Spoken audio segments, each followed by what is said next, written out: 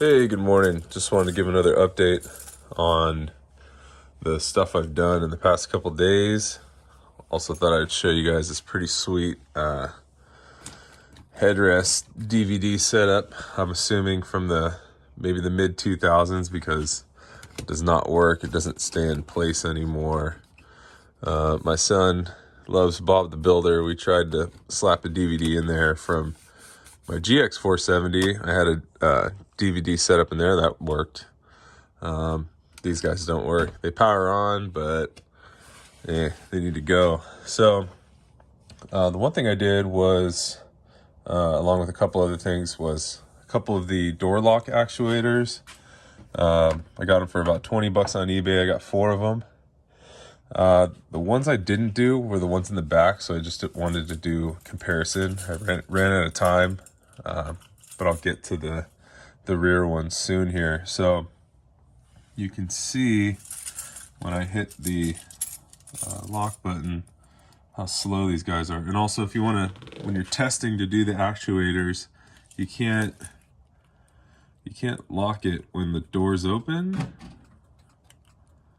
But if you push down the little door trigger stopper guy, and you hit lock, then it works. So you can see how this one's pretty lackadaisical. I mean, that's pretty sad. And then if there's any sign of it being a hot day and that motor is sitting in the sun, or if this door is sitting in the sun, forget about it. I gotta walk around, make sure everything's locked by hand. Sometimes, I'm sure people that have this issue already know, when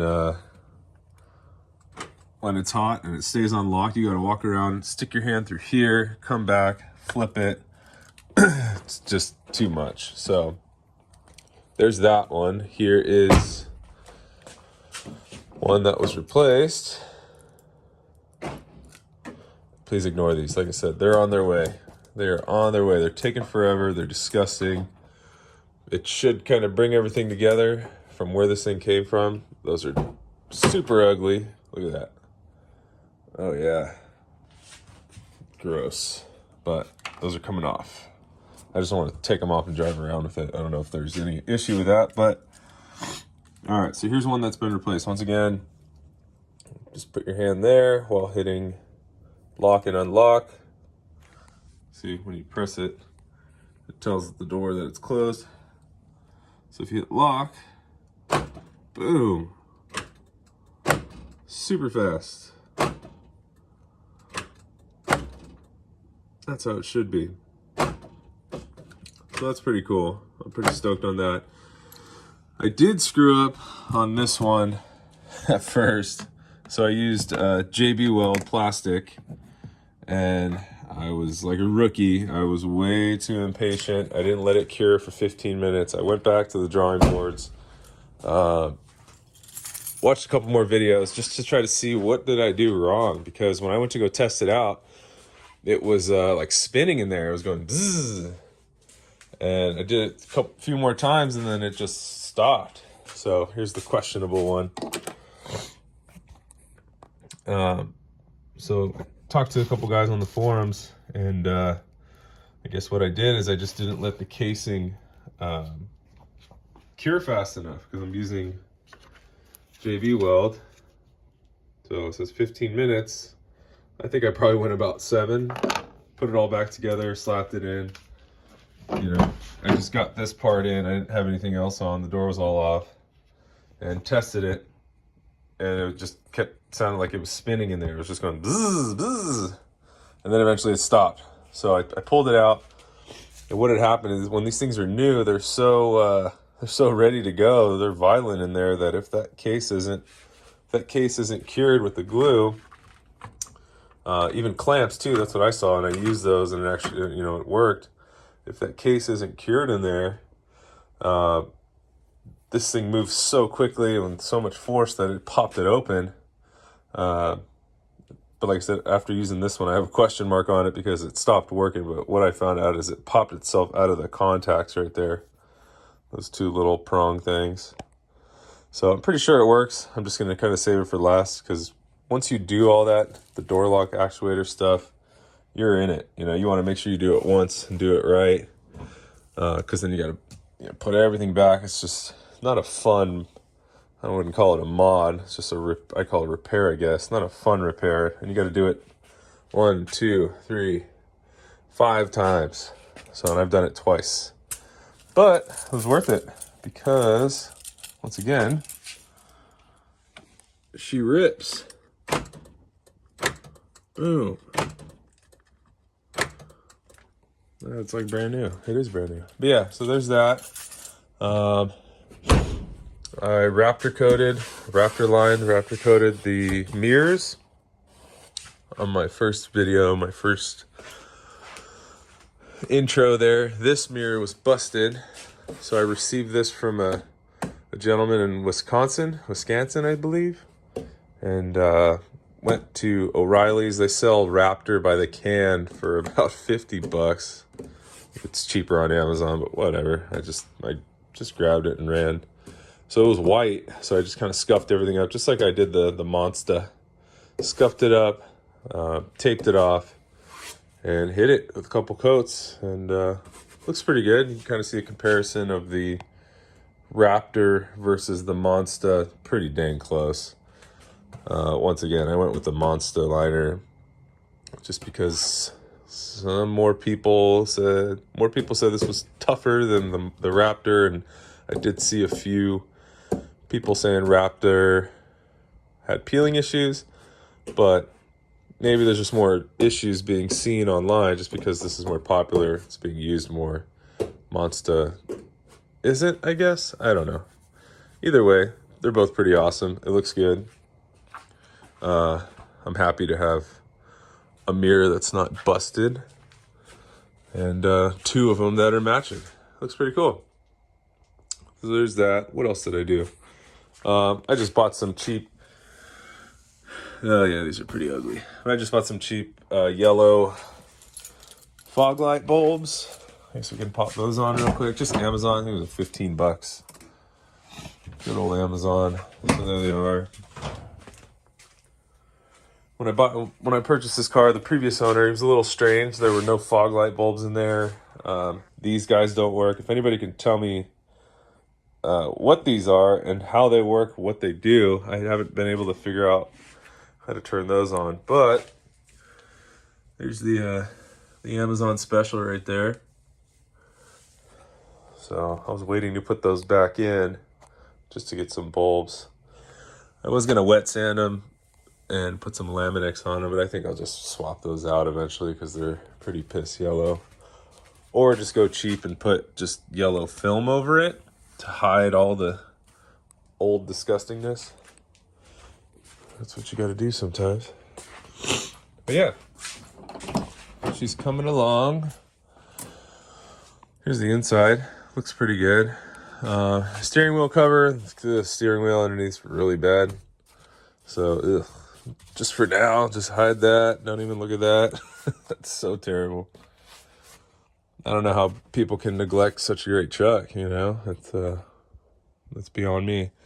Another thing, these cheapo cat mats.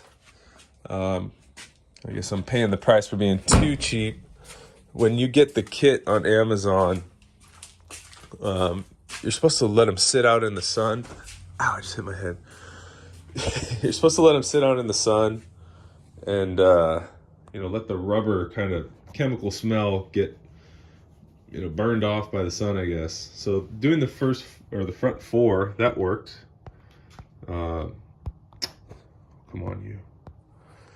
Doing the front 4 worked, and the door's locked.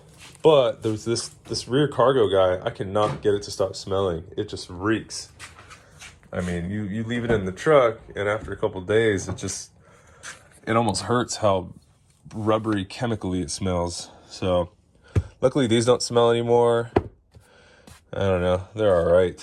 But this one, it's found its place outside of the truck on the floor because I just can't get it to not smell. So, I don't know. Eventually, I think WeatherTechs are probably the way. I've had those in the past. They're pretty great. So I also scored some seats in pretty bad condition, but the guy hooked me up for sure. Appreciate it. Thanks, Mr. Raceforce out in Pomona.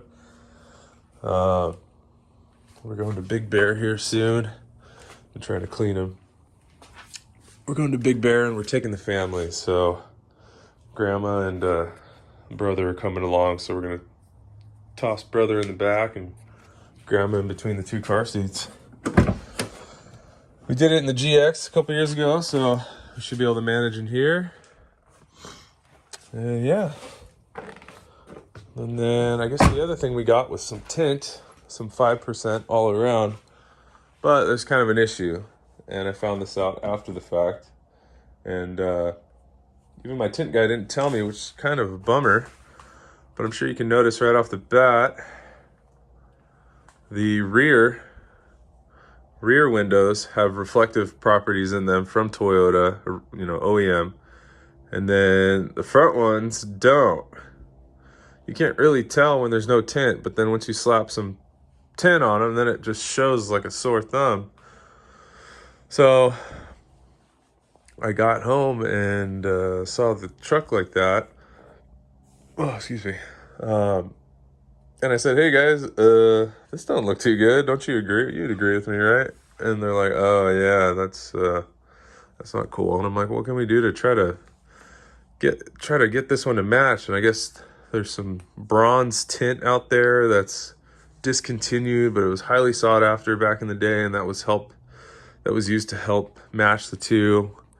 So now they have maybe some eBay knockoffs that we're gonna try, and I don't know. I hope it matches, and I hope it just doesn't become a big issue, because as of right now, it just looks too much, too weird. I'm not diagnosed with OCD, but man, that kills me. So if anybody has any solution to that or experience with it, I mean, it's 5%. It's a 1999 Land Cruiser, and it's got the mirror reflective stuff built into the back windows, and it's in the glass. It's not a film that you can peel off. So he's thinking taking this off, putting the eBay bronze tint on, and then putting 5% behind that. But I know some of those mirror tints on eBay are a little dramatic. I mean, they literally look like a mirror. So I don't know. I'll put an update or post an update on the solution for that. So, but yeah, door lock actuators, tint. Got the mirrors going, fog lights. Got some wrapped around my hands. Definitely wear gloves. I mean, I did when I did the truck, but I was just trying to move super quick with these mirrors, with kids and babies and all that good stuff. So this stuff is going to take a while to come off. I've tried scrubbing and yeah. Oh well. So yeah, next up is all that stuff, and definitely lift and new wheels and tires. I like SSWs. They used to be called Summit, but changed their name to SSW. They're local to SoCal. Their Dakars or their Raptors are pretty cool too. And they have them in 5-lug as well. So cool. I'll keep posting with mods and stuff as I go. Thanks. Bye.